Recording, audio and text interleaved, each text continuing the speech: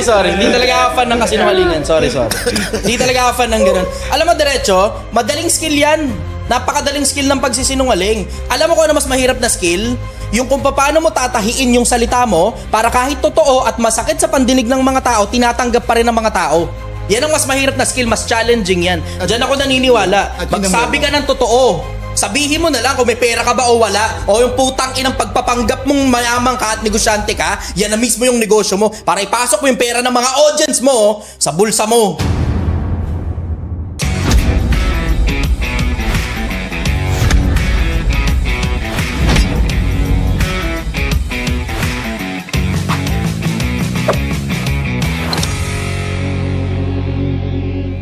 Sa Project 1M, bakit sinigang? Paborito ko yun eh. Kwento mo istorya. Geto ko kwento nun. Nag-survey ako sa mga tao. So sabi ko meron ako 50,000 personal na pera.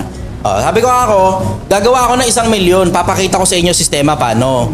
Ano bang industriya gusto nyong pasukin ko? Siguro yung oras na yon, kumakain kasi kami nung aking tapos sa restaurant kumakain kami nun Tapos, nag-video ako nun. Tapos sabi ko, 50,000. Tapos bla bla, ano industriya papasukin? Siguro yung oras na yun, tsamba, puro mga kananay yung mga comment, ganun. Sabi, pagkain, magluluto. Sabi ko, saan magluluto? Sa kalsada. Putang ina mo, napasalang ako. Hindi ko ngayon alam kung ano gagawin ko. Lapit ako kay Chef Anthony ang putang ina, sinigang na Yung pinakain ko yung litid. Sinigang na litid. Kasi sa store, syempre gusto ko special no? Yeah. Ako mismo magluluto.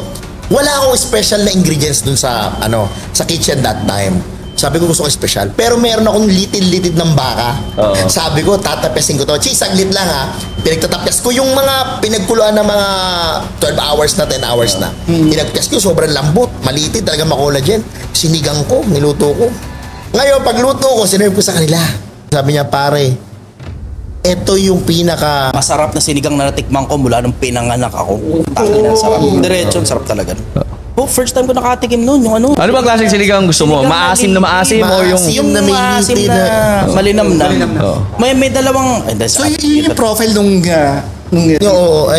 actually, na-evolve na ng-evolve. Kasi hindi naman yun yung gusto ng tao Kasi ako, nagluluto ako ng pagkain sa gusto ng tao. Alam ko si Chi, mahilig sa collagen, mahilig sa mataba na sobra. Na pagkain. Kaya alam mo, hindi ako papayag ngayong buwan na to na matapos yung buwan nang hindi natin natitikman yan sa Project 1M, di ba? Actually, di ba nagluto tayo ng sinigang sa Baguio? Hindi, gusto namin yung kanya. Yung kanya. Punta natin. Pero yun yung negosyo, yung sinigang na yun, na retain talaga sa kanya na ang sarap nito, ito na yan. Kaya nakausap niya na siguro yung followers niya na nakita niya na gusto ko ng pagkain. Tawag si Chi sa akin, Chef, luto tayong sinigang, yun na lang yung negosyo ko. Namili kami nun sa SNR. After ng SNR, pumunta kami sa isang restaurant na kaibigan ko. Doon ko siya tinuruan. Yung mga staff din, tuwan-tuwa rin. Siyempre kasi, Chichester, bumisita sa isang restaurant ayun, punta kami sa Elliot. Sarap, tuwan-tuwa siya. Hindi marunong maghiwa, muntik pa mahiwa ang loko. Hindi kasi talaga ako marunong magluto Ang alam ko, luto pang bahay. Pang restaurant. Wala akong malay dyan. Chef Anthony ang natuturo sa akin. May mga food costing pa kasi yan, di ba? Yung mga ingredients. Wala akong alam dun. Wala akong alam dyan. Technically, pumasok lang ako sa isang industriya yung wala akong malay. Hindi talaga ako lumalabas sa Project 1M. Diretso, hindi ako lumalabas sa Project 1M. Itong putang ina nito. Pero tignan mo Wala sa usapan to, putang ina podcast. Wala sa usapan to, putang ina. Magkasunod na araw pa. Hindi talaga ako sa dami ng nag-i-interview sa akin, lahat kayo pumunta kayo ron sa tindahan ko, doon niyo ako interviewin. At wala sa usapan to, putang ina to. Sa malapit mo na wala kang sasakyan, hindi ka makakauwi. Huwag ka na magdala ng sasakyan. Tanginang Salamat. Thank you. Salamat ang marami. Salamat sa pag-unlokan yung invitation namin. Pero alam mo, ako hindi pa ako tapos magtanong. Pansin mo, di ba? Medyo marami akong baon, di ba? Ang tanong ko sa'yo, ano naman masasabi mo dun sa mga kabataan ngayon? Na, alam mo yun, sabi mo kanina, importante naman talaga ang edukasyon. Kasi you believe sa, napatunayan na di ba? Sa mga batang hindi nagtatapos ng pag-aaral nila. Kasi akala nila okay na agad. Kaya na nila magsimula ng negosyo, magiging successful agad yung negosyo nila dahil sa mga napapanood nila sa social media. Ang wakas ng kapalaluan ay kahihiyan. Dulo ng kayapangan pagkapahiya. Laging yan ang dulo ng kayabangan, pagkapahiya. Tignan mo, hindi naman nabago sa inyo yung formula na batang nagyabang, binash ng mga tao, anyari. Hindi nabago sa inyo yan. Lumang tugtugin na yan. Batang nagyabang, binash ng mga tao, anyari ngayon. Mabango pa ba? Hindi na masyadong magandang formula yan. There was a time in the past gumagana yan. Pero ngayon, mabaho na yan. Lumang tugtugin na yan. Kaya ka nagre-rebrand na yung iba eh. Marami yan. Hindi isang pirasong tao lang yan. Marami yan sila. Marami yan. Kaarugantihan. Bumabango sila sa kaarugantihan. Nakala nila, alam nila kung paano tumatakbo ang mundo. Wala kang alam na yung eskwelahan, yung mga pinagtuturo sa eskwelahan na ayaw mo at tinatanggihan mo, tried and true yan. Reiterated all throughout time. Akala mo pera lang ang pinaka-importante tapos ang vehicle mo para magkapera. Wala nang iba, isang piraso lang, business lang. Yan lang, wala na iba. Without considering Robert Kiyosaki. 4 na quadrant yan. Employment, freelancing, business, and investment. 4 na quadrants yan. Lahat yan nakakayaman. Sabi mo, may yumaman ba empleyado? Ba't nakakita ka ba ng piloto na mahirap? Meron, konti. Nakakita ka engineer mahirap? Meron, konti. Nakakita ka architect mahirap? Meron, konti. Pero karamihan, mayaman. Saka ito lang baka hindi nila alam na marami pong professional managers. Ito yung mga nagiging CEO, Vice Presidents, Chief Operating Officer, mga empleyado po ang mga ito. Hindi lahat sila yung may-ari ng negosyo. Akala kasi nila, pag sinabi CEO, yun na rin may-ari. Oo, yun ang pag-aakala nila. Pero patindi yung kabobohan ngayon sa panahon natin ngayon. Nakala nila, pag sinabi CEO, siya na rin may-ari. Yeah.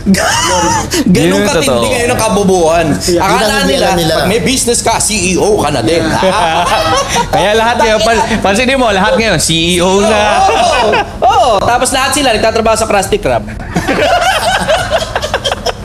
Wait lang. Medyo luma yun. Alam mo, sa mga kabataan na nakikinig ngayon, kung meron man, hindi nyo napapansin yung konsepto di ba? Ito, this has hold tried and truth for the longest time. Yung konsepto na magtatapos ka ng pinag-aralan. Tapos pagkatapos nun, mag-i-empleyado ka. Tapos pagkatapos na mapopromote ka. Tapos habang napopromote ka, dumadami ang pera mo, dumadami din ang alam mo. Right. Ano naman ang masama na habang nag-aaral ka kung paano magnegosyo sa bakuran ng ibang magaling na negosyante, sila pa yung nagbabayad sa'yo, nagpa-practice ka ng pagnenegosyo na pwede mo nang i-apply paglabas mo sa tunay na mundo. Kesa, wala kang pinag-aralan, wala kang laman, walang laman ng putang inang resume mo, tapos magbubuo ka ng ngayon na sistema, tapos hindi mo pinag-aralan yung paano maging empleyado, kasi nga ayaw mo nga maging empleyado, gusto mo diretso ka na kagad, let's skip to the good part, tapos ngayon, pag bumagsak ngayon yung negosyo mo, pakyo ka ngayon sa merkado, hindi mo ngayon alam kung ano ginagawa mo, balik ka ngayon sa wala. Buti sana kung may magpapautang pa sa'yo para maka-round 2 ka. Kung makaka-round 2 ka pa, paano kung durug ka na talaga, tapos hindi mo na kaya yung devastation na pinagdaanan mo?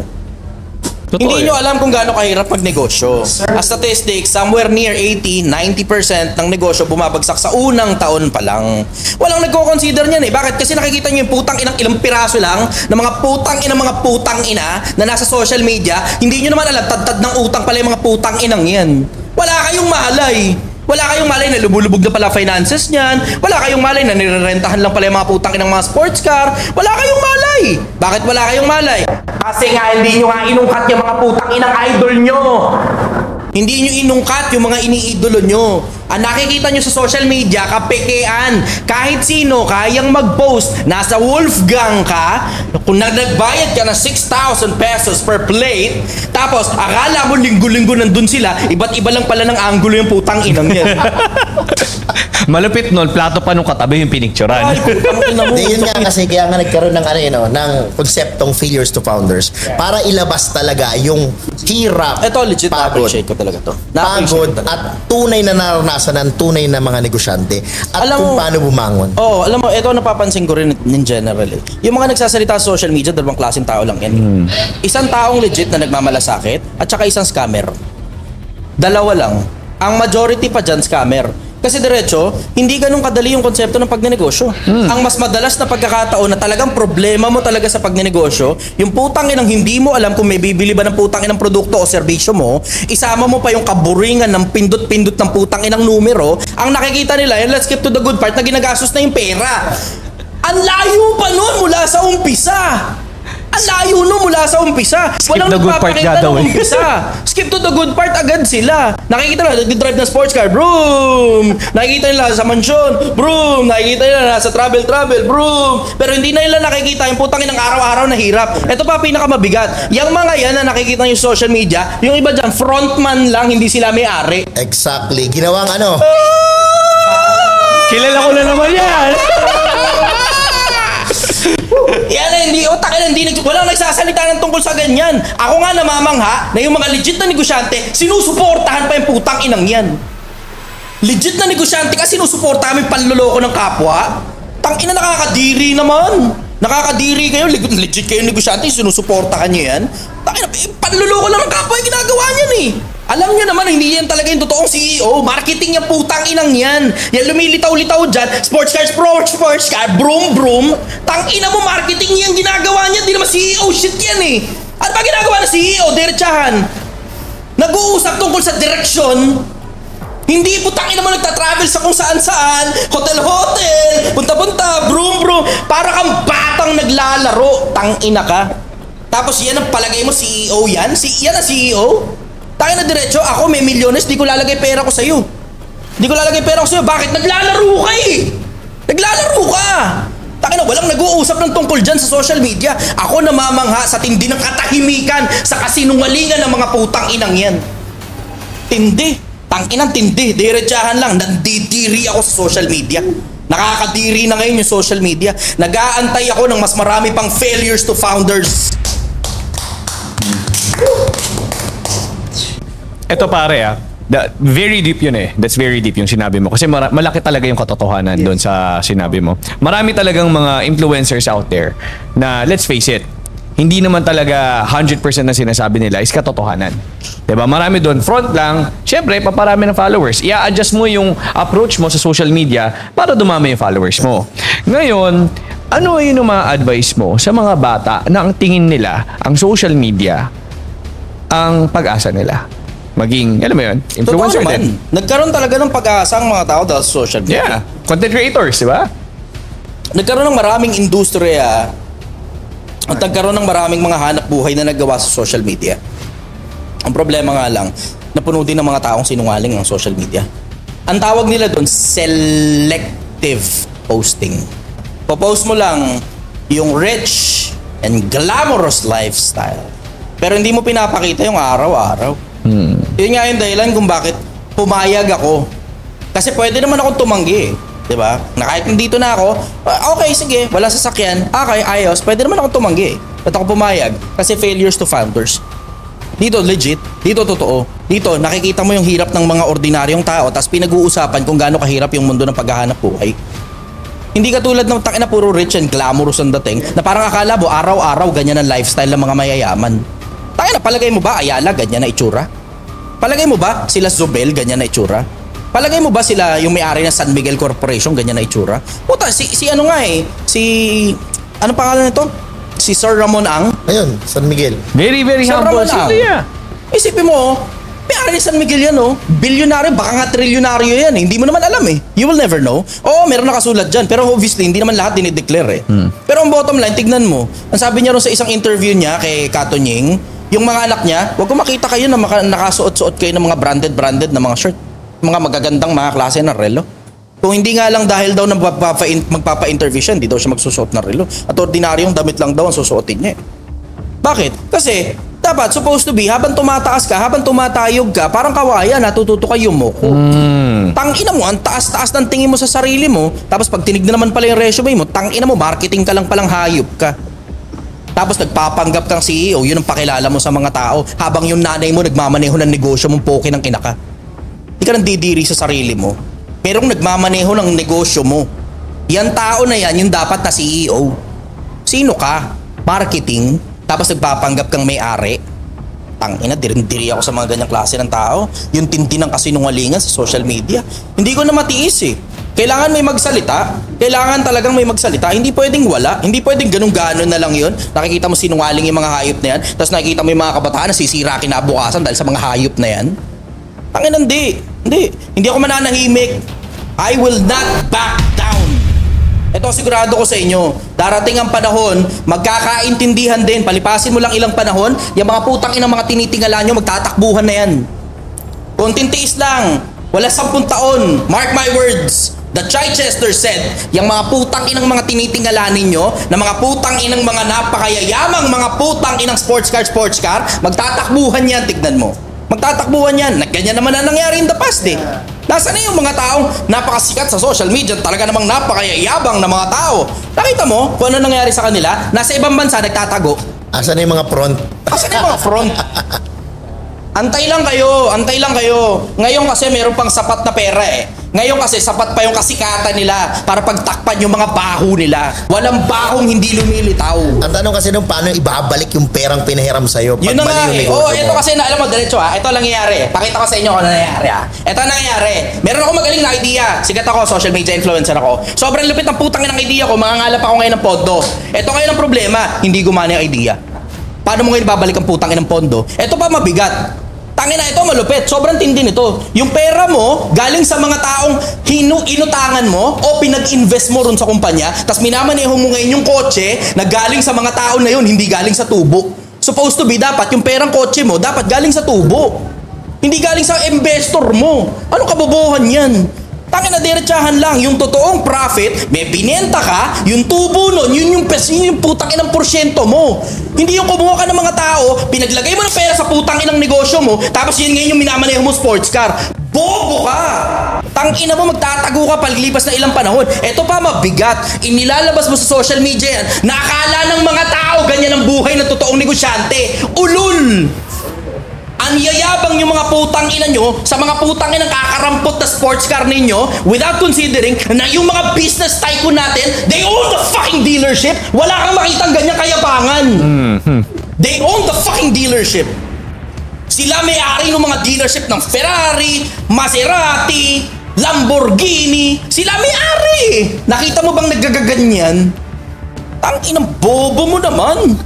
Saka naniniwala ako sa kasabihan na yung totoong mayaman, hindi pinagsasabi kung ano yung kayamanan nila. Hindi pinagsasabi kung saan sila kumukuha ng ikinayayaman nila. Diba? Kasi yung resulta na nila yung nagsasalita. Yun na ang nagsasalita. Yung kwento rin ng mga tao sa paligid ang nagsasalita. Hindi mo na kailangan. Purihin ka ng ibang labi at huwag ng iyong sariling bibig. 100%. Alam mo, very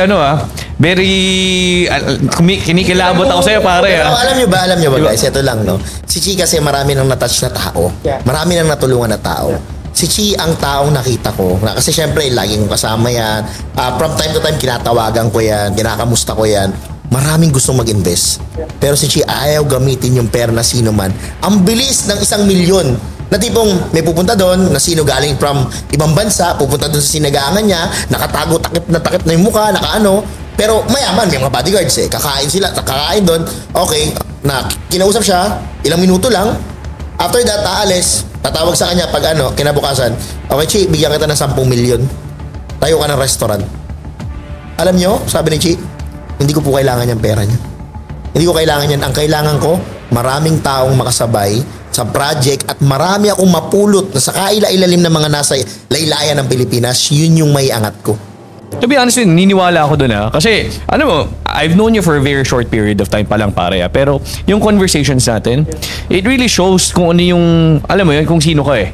'Di ba? Nakikilala kita unti-unti. And then, yung ginagawa, I believe, hindi lang 10 milyon ng kaya nitong iliko. Pustahan tayo. Pustahan tayo. Sa mga tao pa lang nandito ngayon, pag for example, pitch ka, pare, mahina na yung 200 million sa mga mo. Hindi ko pwede sinasabi na, dinisclose ko kung nasan tayo. Alala nyo yung kwento ko sa inyo kung bakit gusto ko mabuo tong Failures to Founders.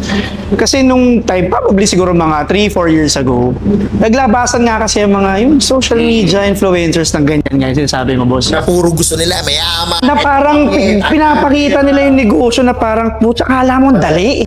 Ang dali, pero yung totoo, kaya gusto ko to eh. Gusto itong ginagawa. Pinapakita natin yung totoo, pare. Pero aminin natin, guys, ito, ako lang, I'm gonna speak from, let's be honest. May mga one-time, big time naman talaga. Yung unang, alam mo yun, unang sabak nila, parang ang dali. Putok. Ayan, yung mga, alam mo yun, ganun, rags to riches na instant millionaire, iba billionaire dahil yung naisip nilang konsepto talagang pumutok. May mga ganon. May mga Yung ganon. swerteng-swerte May mga talaga. swerteng-swerte. Ilan lang yun. Hindi po lahat ng, alam mo yun, hindi po lahat ng mga negosyante is na-experience yung ganung swerte. Karamihan sa ating mga negosyante, dumadaan Gapang. talaga sa sleepless nights. Gapang talaga. Dumadaan talaga sa anxiety. Iisipin mo, paano mo papasweldohin yung tao mo? Iisipin mo, ano yung benefits ng tao mo na nabayaran mo na ba? Iisipin mo, magbabayad ka ng renta, magbabayad ka ng ganyan. Iisipin mo, ano ngayon yung mga mortgages na babayad? Maraming iniisip ang negosyante. Hindi lang po yung kita, diba? Marami pa yung aspeto. Kaya ang sinasabi natin dito sa Failures sa Founders, tama si Sir Chi, na dapat kung gusto mong maging negosyante, willing ka rin pagdaanan yung hirap. Kailangan maintindihan mo yung aspeto ng pagbaksak para pag inangat ka, mas ma-appreciate mo siya. Hindi po ba? Yun yung realidad ng buhay, di ba? Isa sa mga pinakamalalaking bagay na natutunan ko tungkol sa mundo ng pagnenegosyo, yung konsepto na hindi lahat ng araw panalo. Mas maraming araw talo. Mas maraming araw talo. Kaya lang naman nananalo kasi yung mga talo mo hindi sapat para ibagsak ka. Yun eh. Na may mga pagkakataon, minsan nga buong negosyo bagsak. Minsan buong negosyo mo bagsak. Minsan bankrupt ka talaga, bangkarote ka talaga. Nangyayari yan, shit happens. Tapos try uli, tapos try uli, tapos try uli. At tapos wala namang masamang bumalik ka sa pagiging empleyado para makakamap ka ulit ng pondo eh. Alright. Yung iba nangungutang, that also works sometimes, pero very risky. Hindi gumagana sa mas madalas na pagkakataon yung inutang mo yung pera. Bakit? Right. Kasi walang pinagkaiba yan dun sa naglaro ka sa casino tapos umutang ka ng pera dahil ipit na gipit ka na tapos inilaro mo na naman sa casino. Ang tawag dun angry betting. Gusto mo agad makabawi sa merkado.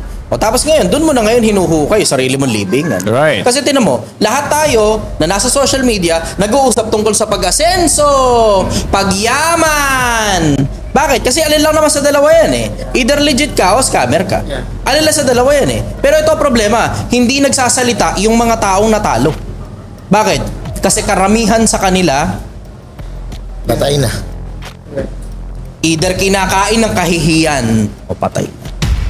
Diretso lang. Ay, mabanggit ko lang Chino sa consultant kasi kanina sabi mo nga, pagka hindi, kuya nagnegosyo, natalo, pwede bumalik sa pag-empleyado, no? So, dapat, pag natalo ka, alamin mo kung saan ka pakulang. Sa negosyo kasi, merong system yan na binubuhay. May administrative, may HR, may accounting and finance, merong operations, di ba? May R&D. So, dapat, makikita mo dun sa pagkatalo mo, ano ba, saan ba ako kulang?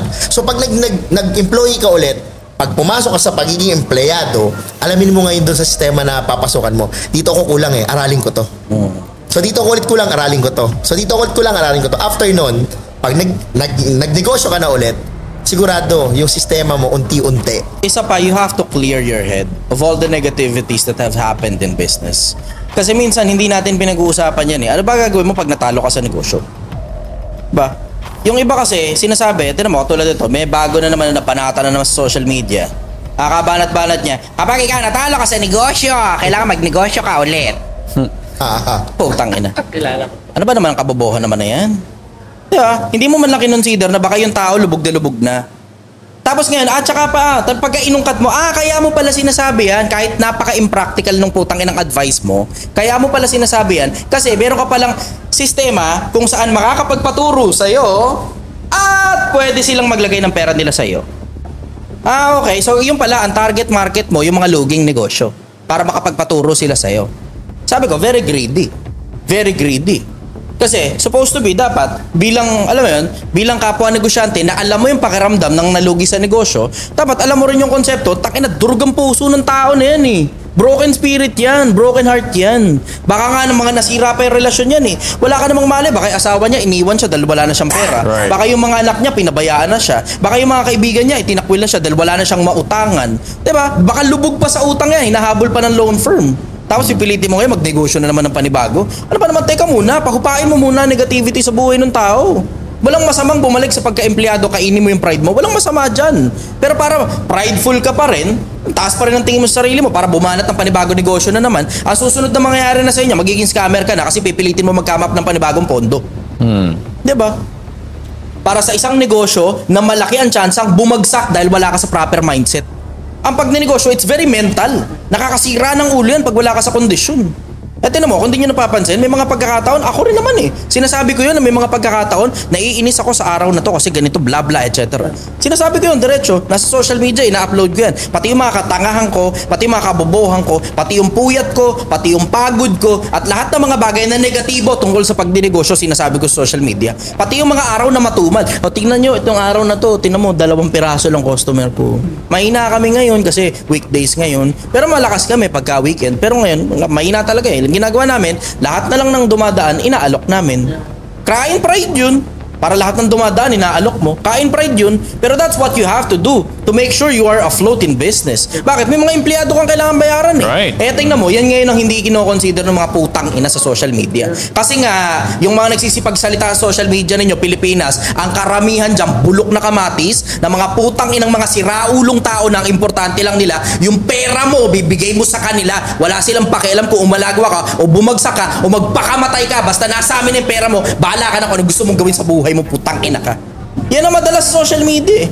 Diretsahan lang, napakabihira ng mga katulad nitong programa na Failures to Founders para magsalita ng mga bagay na totoong nangyayari sa tunay na buhay. Kaya sabi ko, payag ako eh. Sige, okay lang. Kahit tumatanggi ako sa napakaraming interview dito sa isang piraso na to, ito lang ang tinanggap ko.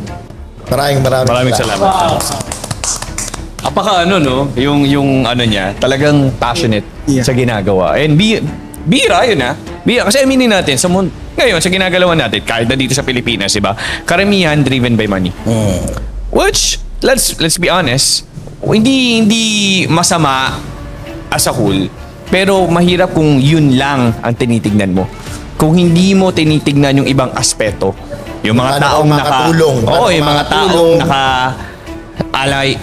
yung mga dependent sa negosyo mo. Diba? Yung mga ganung aspeto ng pagninegosyo, kailangan pati yun iniisip mo. Kasi hindi pwedeng ikaw lang, hindi pwedeng bulsa mo lang ang iisipin mo. Hindi rin sustainable yun. Yes. Hindi rin sustainable yun. Dapat pag magnenegosyo ka, ang iisipin mo, yung ano ba yung mapapakinabang nung kabilang panig. Kasi ikaw lang ang gusto mong makinabang eh. Eh karamihan sa mga tao, sakim, sarili lang nila nasa isip nila eh. Hindi nila iniisip yung ibang tao eh. Eh ako, tinan mo, sa lahat ng mga pagkakataon na may mga nagbabash sa akin tungkol sa minsan sobrang asim daw ng sinigang. Ina-adjust ko. Minsan naman matabang daw yung sinigang. Adjust uli ako. Minsan kulang daw yung karne. Adjust uli ako. Minsan nabubulo na naman sila sobrang dami ng karne. Adjust uli ako.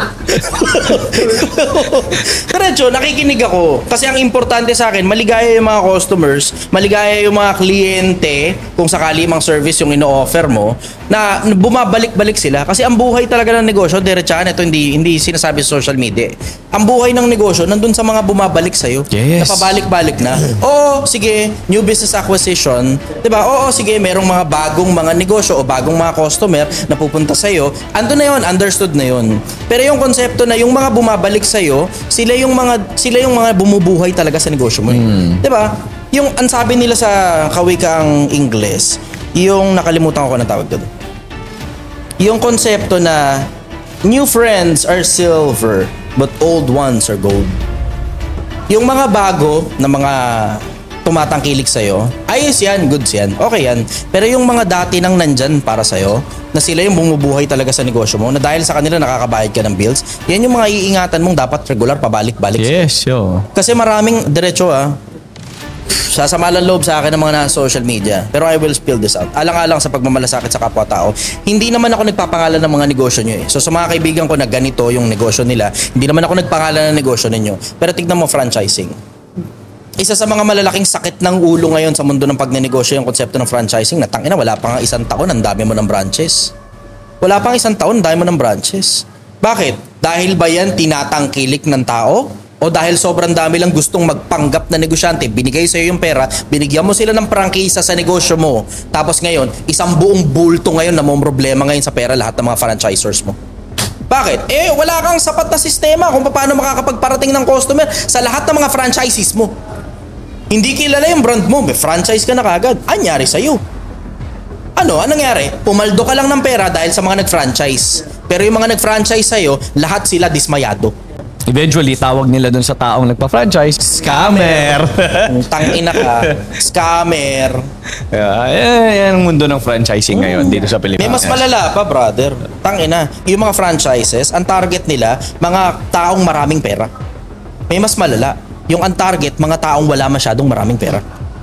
Tangina, mas malala yun. Kasi yung Gusto mong life maging savings na nila yun eh. Ibenta mo yung produkto namin. Nabebenta to ng ganitong halaga. Eto problema, di sinasabi. Walang bumibili niyan. Lahat, pinagpapanggap na negosyante ang mga tao. Diretsahan, ang social media ngayon, pag nakinig ka, lalo na tungkol sa mga business gurus, lahat na lang ng mga taong nakikinig sa kanila parang kailangan magnegosyo. Without considering, ang sarap ng buhay na maging empleyado. Ang sarap ng buhay na maging empleyado, clock in, clock out, tanggapin mo yung pera, tapos uwi ka na ng bahay.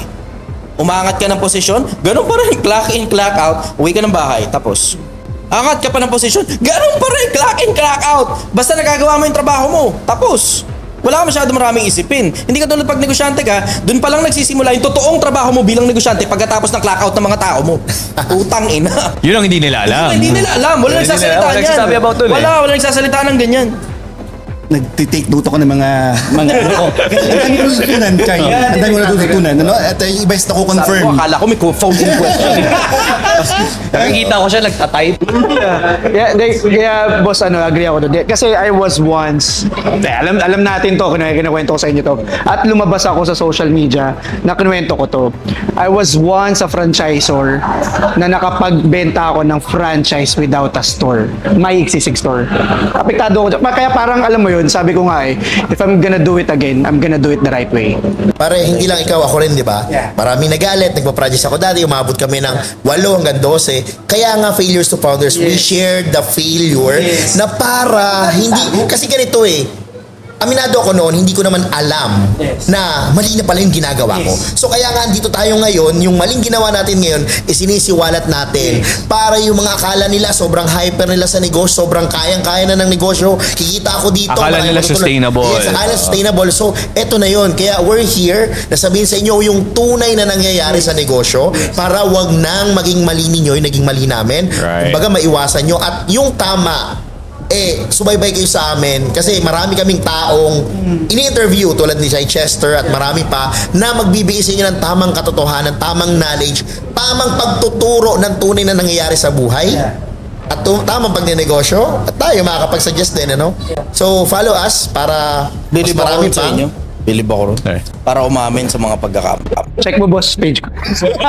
May kwento ako doon kasi sabi ko nga sa iba, kami yung franchisor ng 20 Silog. So syempre yung whole concept or idea kasi nun is, matagal ako nag-work ako for family business So parang inisip ko, edi pag gumawa ako ng isang konsepto, mabilis to. Kasi sa totoo lang, mabilis ang pera sa franchise. Pero kung lalagyan mo nga talaga ng puso yun, na iisipin mo yung franchises mo, magbabago lahat Kasi dapat talaga, kumita sila. Kasi kung hindi sila kikita, bakit ka pa nagnegosyo?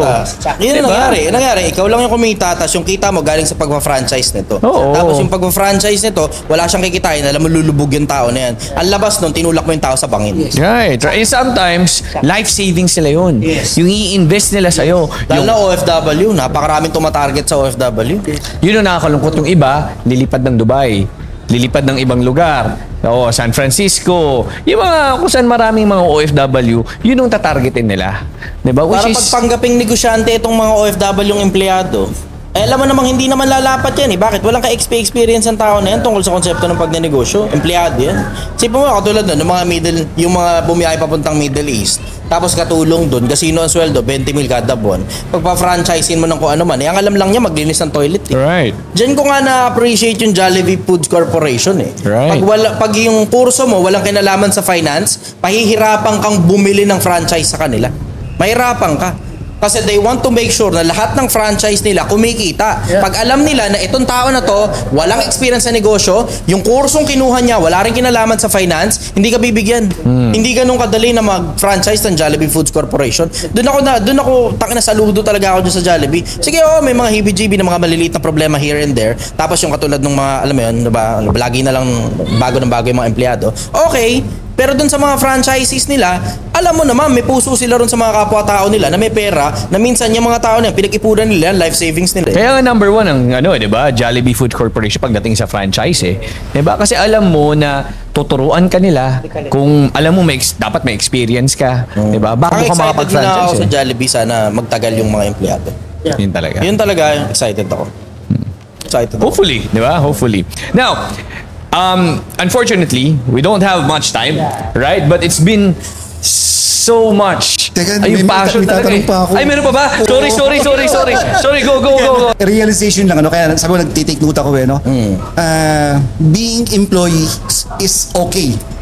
Galingan mo lang, yayaman ka din. Oo. Tama, di ba? Yun yung mga point na natutunan ko.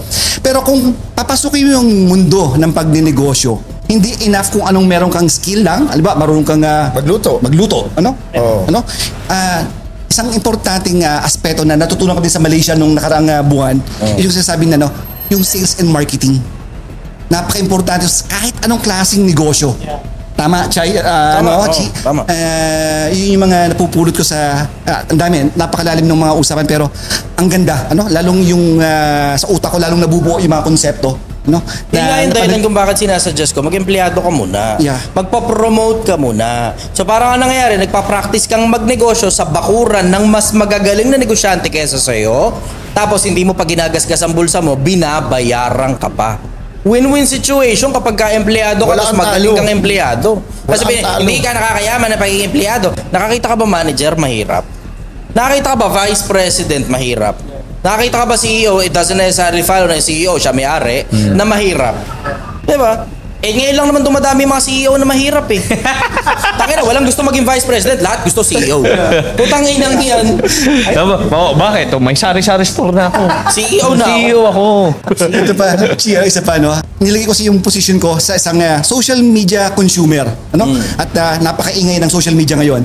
Bigyan mo ko ng advice, kahit 3 siguro, kung paano ko i-guide yung sarili ko na to consume yung tamang kasi ang daming kumbaga nakikiliti yung mga hibla ng puso ng mga ng mga peke, ng mga scammer paano ako magiging mas ma-consume ng tamang content ano yung mga bilang regular na consumer ng social media, ano yung kailangan kong bantayan? Sino ba dapat? Hindi, Unang-una, stick to the tried and true. Okay. Yung 1,000 taon nang nandyan ng mga konsepto.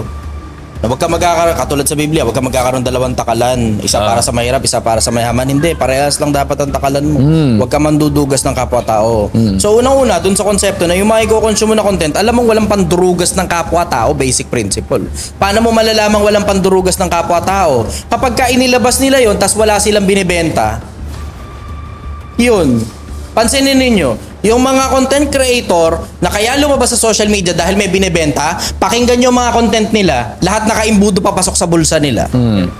Naka-funnel eh, di ba? At okay lang naman yung funneling na yan. Ayos lang yan. Ngayon, ang tanong, paano mo malalaman kung yung funneling ba na ginagawa nila tama o mali? Tignan mo yung practicality. Pag hindi practical, alam mo wala sa lugar yan. Pag hindi practical, wala sa lugar. Pag nag-a-advise sila, pag bumagsak ka sa negosyo, magnegosyo ka ulit, alam mo wala sa lugar yan. Pagka sinabing yung pang tuition fee mo, pang business mo na lang, alam mo wala sa lugar yan. Stick to the tried and true. Huwag kang lalabag sa mga bagay na alam mong sa sarili mo at sa konsensya mo na totoo. Ganon yung konsepto. Pag nakarinig ka ng konseptong bago, you are welcome to ponder on it. Pero you have to stick to the tried and true. Yung mga bagay na subok na. Ano mga bagay na subok? Tungkol sa pagdinegosyo, tungkol sa mga bagay na produkto. Pag binenta mo yung produkto mo, ito yung cost mo, yung dagdag niya sa cost mo, ang tawag dun tubo. Yun lang yung kita mo. Yun lang. Hindi yun pag nagpa-invest ka, akala mo pera mo yung pera ng investor. Hindi yun pag nagpa-franchise ka, akala mo 100% ng pina-franchise mo, pera mo. Hindi ganun. Hindi ganun kakomplikado yung pagninegosyo. Kumukomplikado lang dahil sa mga putang ini-endorso nitong mga hayop na to eh. Right. Na para bang ang kailangan mangyari, kailangan mo raw ikang ilabas lahat ng pera mo para yumaman ka dahil abundant ang mundo. Tangina mo, hindi gumagana yan. Pag nilabas mo lahat ng pera mo, puta, paghihirap ang aabot sa'yo. Maniwala ka, paghihirap aabot sa'yo, wala pa rin tatalo dun sa konsepto, yung 3 pillars ng Project 1M. Tatalinuhan mo ng husto, tatrabahuhin mo ng husto, pag-iipunan mo ng husto. And it works for everything. Gusto mo na maayos sa pamilya, talinuhan mo ng husto, trabahuhin mo ng husto yung maayos sa pamilya, tapos pag-ipunan mo lahat ng mga bagay na taba ng utak na ginagamit mo sa pamilya mo araw-araw. Tungkol sa pera, same. Tungkol sa marriage, same. Tungkol sa kahit na anong bagay, tungkol sa Diyos, same. Tatalinuhan mo ng gusto, gagawa ka ng paraan para maging matalino ka sa tulong ng Diyos, tatrabahuhin mo ng gusto yun kasi ang pananampalatayang walang gawa, patay. Tapos pag-iipunan mo lahat ng mga bagay na ginawa mo mabuti na tahimik ka lang. Tapos kayamanan mo na ngayon sa kabilang buhay yun. That's that's impactful. Gusto mo yung tatlo, di ba? Yan, 3 pillars ng Project One. Natuwa rin ko yung mga sinasabi ni Chi na yung malasakit. Kasi on my case naman sa sarili kong mga page ko, it's all about malasakit eh. And natutuwa ako na marami talagang tao nakaka-appreciate na kailangan lagyan natin ng malasakit yung mga ginagawa natin. And I honor you for that. Iba talaga, no? Iba rin kasi talaga pag may malasakit eh. Yeah, exactly. Kasi wala masyadong nakakaisip. Isa pa, isama mo na rin sa konsepto yung hindi delusional yung konsepto ng pagmamalasakit. Puta, walang mas practical na mas marketing strategy kaysa sa nagmamalasakit ka sa kapwa-tao mo tapos bahala na kung bibili sila o hindi. Walang mas practical doon. Walang mas practical doon sa may negosyo ka, nagmamalasakit ka sa kapwa-tao mo sa social media, nagsasabi ka lang ng totoo. Tapos sila nang bahalang maghanap kung anong hanap buhay mo para masuportahan ka nila. Walang tatalo sa ganun. Yun ang pinakamalupit na putak inang marketing strategy. Sa lahat ng putak inang marketing strategy na makikita mo dyan. Maging mabuti kang tao kasi minamahal ng mga kapwa-tao yung mga mabubuting tao. Sometimes you don't even have to sell. Diba? Tignan mo, tulad sa akin sa Project 1M. Ito, pinakamagandang halimbawa. Tingnan nyo, pansinin ninyo. Kailan ko ginawa yung tinutok ko sa yung camera sa tinitinda ko na ito, sinigang na baka. Yarap. Isang beses lang yun. Isang beses lang yun. And that's for me to try the market. Testing ko lang ang merkado. Panahong umuulan, isang beses ko lang ginawa yun. Sa 260 plus nights na nag-e-exist ang Project 1M, isang beses ko lang ginawa yun. At nag-upload ako halos 3, 4, 5 video sa isang araw. Isang beses ko lang ginawa yun. Pero tingnan mo, sabog ang Project 1M.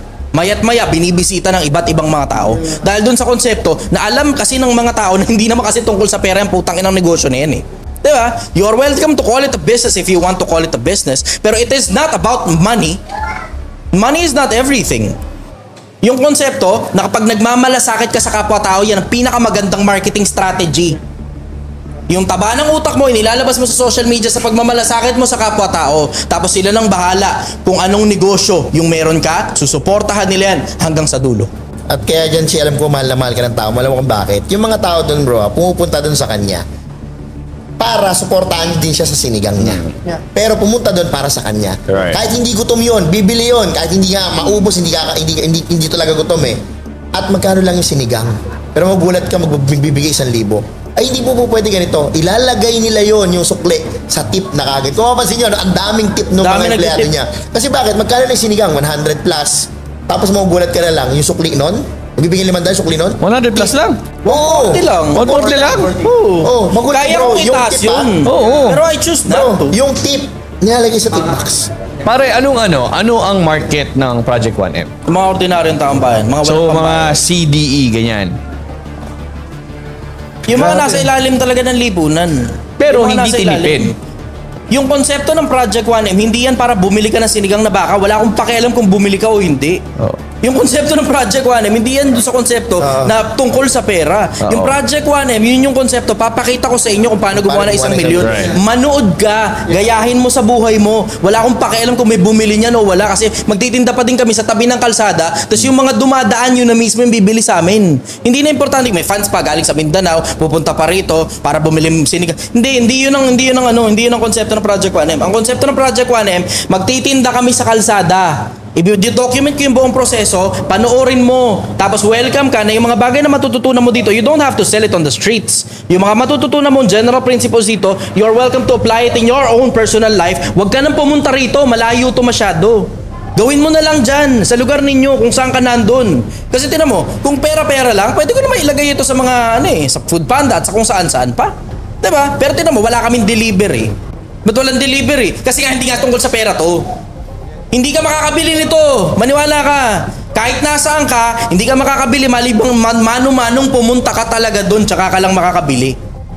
So hindi yan para nandiyan ka, deliver sa bahay niyo. Wala magde-deliver sa bahay mo. Wala, hindi mo matitikman to malibang magtiyaga ka na pumunta rito. Ang ibig sabihin nun, yung mga taga Visayas, taga Mindanao, taga Northern Luzon, Southern Luzon, at kahit nasaan ka pang malayong lugar, huwag ka nang pumunta rito. Huwag ka nang bumili. I-apply mo na lang yung mga prinsipyong natutunan mo sa sarili mong buhay and you can live happily ever after.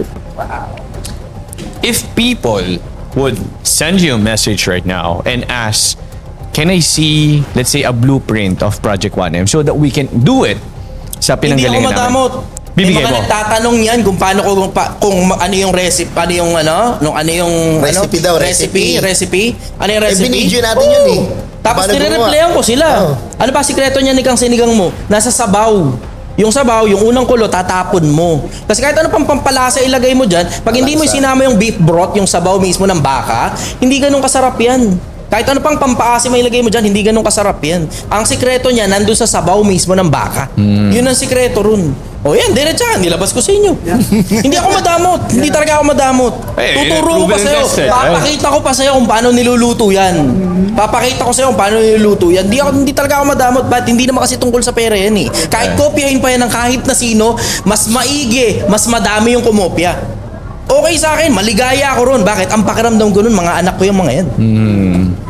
Yan yung mga tao ngayon na naging produkto ng konsepto na pagpupuyat ko at paghihirap ko para sila naman umalago naman yung buhay nila. Chi, sa tingin mo, no, bakit mas maraming tao hindi gumagawa ng aksyon na gayahin yung Project 1M? Mas gusto lang nilang manood or mambash, no? Dalawa yan eh. Doon sa mga nanonood na regular lang, they're using me as a form of entertainment. And that's completely fine for me. They are welcome to come in their own pace. Welcome sila na sumabay sa sarili nilang speed, sa sarili nilang bilis. Kung kailan man sila komportable. Pero you have to consider, tumatandaan tao. May mga pumupunta sa akin, 1 taon na daw, hindi pa rin daw nakakaipon. Magkano sweldo mo? 700 a day. Ilan na anak mo? 1. Magkano renta mo? 5,000. Bakit hindi ka nakakaipon? Hindi nila alam. Minsan they're just lost. Hindi nila alam eksakto eh. Tapos pag pina-breakdown mo kung ano-ano yung mga ginagastos, hindi nila ma-breakdown eksakto. Sa mga ganun, binibigyan ko na lang ng assignment. Pero yung mga basher diretso, yan yung mga miserable talaga buhay. Itong mga sumasabay, hindi lang talaga nakakaipon, sumasabay yung mga yan. Kailangan lang ng konting guidance. Pero yung mga basher, miserable buhay ng mga yan, naaawa ako sa kanila. Diretso. Naawa ako sa kanila. Yun yung dahilan kung bakit yun yung dahilan kung bakit mas nagpo-focus pa ako sa pagre-reply sa mga basher kaysa sa mga follower. Kasi yung mga follower ko, they already understand how it works. Pag yung kinikita mo, mas malaki kaysa ginagastos mo, ang tawag dito, ipon. Yung pagitan nun, ipon. Pag binaliktad mo yan, ito yung kinikita mo, ito yung ginagastos mo, tawag dito, utang. O ngayon, yung tama, ito yung kinikita, ito yung ginagastos, ipon. Pag dumami yung ipon mo, makakabili ka bahay, makakabili ka kotse, magkakaroon ka ipon, mapapag-aral mo anak mo. Right. Nakukuha na ng mga tao yun eh. So ngayon, yung mga basher, sila yung mga miserable ang buhay. Sa mas madalas na pagkakataon, bata. Kung hindi man teenager, kadalasan less than 25 years old, gagawa ng fake account, tapos mambabash, tapos galit na galit. Akala mo inapi. Pero hindi mo naman nakilala tong mga tao na to kahit kailan. Just because they are emotional enough. Kasi miserable yung personal na buhay nila, wala kayong laman ng kokote. Ano nangyayari? Puro emosyon lang lumalabas sa bunganga. Yan ngayon ang market ko, patalinuhin yung mga yan. Kaya nagre-reply ako sa kanila. Yun ang dahilan, ba't mas nagre-reply pa ako sa basher kaysa sa mga followers? Mga So, kulang followers sa pansin niya mga yan eh. No? Mga kulang sa pansin niya mga yan. Kulang talaga. And I am not saying it to malign them. I am saying it as a form of pity na ina-acknowledge ko na talagang kulang ka talaga sa pansin galing sa magulang mo. At miserable ang buhay mo, at baka hindi ka gusto ng magulang mo, at baka itinakwil ka ng kung sino man o patay na magulang mo, hindi mo ngayon alam kung saan ka pupunta, and you're just trying to spread hate. Misery loves company. Hindi siya bati ng nanay yan. Usual. Oh, alam mo, as funny as it may sound, diretso as funny as it may sound, may mga tao talagang tangina, hindi talaga sila trip na magulang nila. Oh, nakakatawa yun, totoo. Nakakatawa, totoo. Until ikaw mismo yung nasa ganong sitwasyon. Katulad ko, binenta ako ng nanay ko eh. Yun ang kwento ko. Ang nanay ko, nagbarko, tapos ang tatay ko, nakilala niya sa barko. Tapos pagbaba niya, buntis siya. Tapos noong mga panahon na yun, hindi tanggap ng lipunan yung disgrasyada. Ang ginawa ng nanay ko, binenta ako ngayon sa matandang may pera. Okay naman, nakabuti para sa akin. Pero I don't feel loved by my mother. Hindi ko naramdaman kahit kailan na mahal ako ng nanay ko. And that fucks my brain up. Yun ang dahilan kung bakit siraulo ako ngayon. Yun yung dahilan. Yun din yung dahilan kung bakit nagbabagong buhay ako kasi makikita kami ng nanay ko sa kabilang buhay. Gusto kong nasa maayos na kalagayan ako. Kung nasa maayos man siyang kalagayan o hindi, I just wish her best. O ano man yung nasa kabilang buhay niya, sana maayos yung kalagayan niya dun. Pero yung kabilang buhay, excited na akong makita dun yung mga taong patay na minsang panahong nadumaan sa buhay ko. Marami kaming pagkikwentuhan. Hindi yan para sumbatan pa ang nanay ko o kahit na sinong nakapanakit sa akin in the past. Pero yun yung konsepto na excited akong ikwento sa kanila kung ano yung mga naging adventures at magpapasalamat ako sa kanila sa mga nagawa nila para sa akin. Nung nagsisimula ako social media, gusto ko as much as possible mga 5 oras gano'n straight. No. TikTok. Kasi ang Facebook masyadong 5 mahaba hours. TikTok. 3 hours, 2 hours. Live niya. 3 to 5 hours. Yung gano'n lang. Nagtatanong, tapos sumasagot lang ako. Ang daming Nag-enjoy tanong naman ako. Nag-enjoy ako sa ganun kasi pakiramdam ko kahit paano may pakinabang naman yung putang na walang kwentang buhay ko. Ang boring ng buhay ko Pero pakiramdam ko, ang dami mong natatouch no? Yeah. Kasi the more you talk talaga, the more na nare-realize ng tao. Real talk nga. Real talk. Diba? Totoo Walang nagsasabi rin sa kanila Walang nag-real talk sa mga taong to na ganito ang buhay. At na walang kaya magsabi niyan. Wala kaya magsabi. Dahil ilan lang ang may lakas ng loob. Kapag retired ka na. Yun nga yung dahilan kung bakit Project 1M Ang konsepto ng Project 1M, hindi yan Project 1 million. Yun yung kinalilito ng marami kasi dun ko sinimulan yun Ngayon, yung konsepto ng Project 1M, it's supposed to be Project 1 man. Ang sistema, makakatulong ako sa mga tao isa-isa. Isa-isa. Kaya tinan mo, pansinin mo, kapag nakipag-uusap ako sa social media, ang approach ko, akala mo ikaw lang yung kausap ko. Ang isa sa mga dahilan kasi, ang gusto ko talagang matouch, kada tao, isa-isa. Pag napakinggan mo ako, akala mo ikaw yung kausap ko. One man at a time. Yun yung dahilan kung ba't, as eloquent as I may seem, speaking in English, hindi ako masyado nag-English. Ang bottom line sa akin, yung pattern. Yung ginagawa na pattern yan, lilitaw uli yan. Ang gusto ko, tapos na kagad yung pattern na yan. Right. Gusto Para ko wala na matapos maulit. yung Para hindi na pattern maulit. Para hindi na maulit, itapon natin yung putang inang pattern na yan. Kasi pangit yung putang inang pattern na batang arugante. Pangit yung pattern na yan. Diretsahan, pangit yan. Ang wakas ng kapalaluan, kahihiyan. Yes. Laging ang dulo ng pagyayabang, pagkapahiya. Hindi mo gugustuhin na sobrang daming bastos ng mga bata ang lumitaw sa lipunan dahil sa putang inang isang pirasong ulul na lumitaw dyan, tapos baka na tinitignan ng mga iba pang mga kabataan na akala mo panalo. Hindi, talo yan, tanga. Talunan niyang putang inang yan, mukha lang mayaman. Mukha lang, bakit? Madaling dayain yung itsura ng kayamanan. Pero hindi mo alam kung gaano kayaman ang Roman Empire. Hindi mo alam kung gaano kayaman ang Egyptian Empire, ang Chinese Empire, at lahat ng mga imperyo sa mundo, hindi mo alam kung gaano kayaman yung mga imperyo na yan. Wala sa kalingkingan yan, yung putang inang batang gino-glorify nyo. Right. 100%. Yung I hear you. Gusto kong puntahan kanina.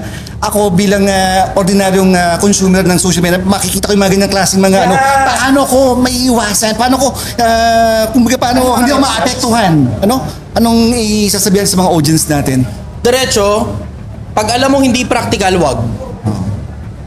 Ang dulo ng kayabangan, pagkapahiya. Diba? Pag alam mo hindi practical, wag. Yung iba nalilito Dahil lang nagdadrive ng fancy sports car, dahil lang mansion, travel, kahit sino kayang gumawa niyan. Kahit sino kayang pekein yan. Diretsahan lang, kahit sino kayang pekein yan. Pepekein natin pepekein natin. Sobrang yaman ni Chichester, kunyari. Gusto nyo pakita peke? Peke. Ito yung sheets. Magkano to? 3 million. 1M. 1M. 1.5? 1.5. 230,000. 230,000. 230 pesos sa Shopee. Peke. Peke. Ooh! Shish! Dapat pala konti lang para madaling bilangin. Kasi pag ito, mahirap bilangin. Ganyan yung mga putang inang peke. Papakita sa'yo. Bundle ng pera. Yun lang pala yung meron sila. Tangina, wala na pala laman yung bangko. Hanggang doon lang pala yung naipit. Tapos nagbibilang pa yun sa gitna ng kalsada. Habang binibidyoan siya ng tropa niya.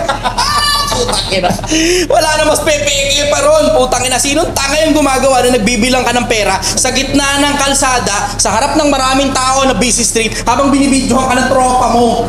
Pero madami natutuwa. Mas pepeke pa ba doon? Walang gumagawa nun sa tunay na buhay. Putang ina. Yun nga, Chi, ang dami na Paano ka hindi mauuto sa ganon?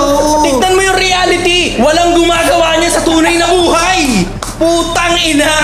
Yung iba ang bobo eh. Hindi mo alam na, takina, wala kang malay sa tunay na buhay na wala kang nakikita sa EDSA habang naglalakad ka doon dahil wala kang pambayad sa putang inang taxi, tapos ibinaba ka ng bus mo sa isang lugar na wala sa hulog, tapos lalakarin mo ngayon kasi yung bus na tamang babaan, malayo doon sa building, wala kang nakikitang nagbibilang ng pera sa gitna ng EDSA na naggagaganon habang tinututukan ng tropa niya ng camera. Putang ina naman.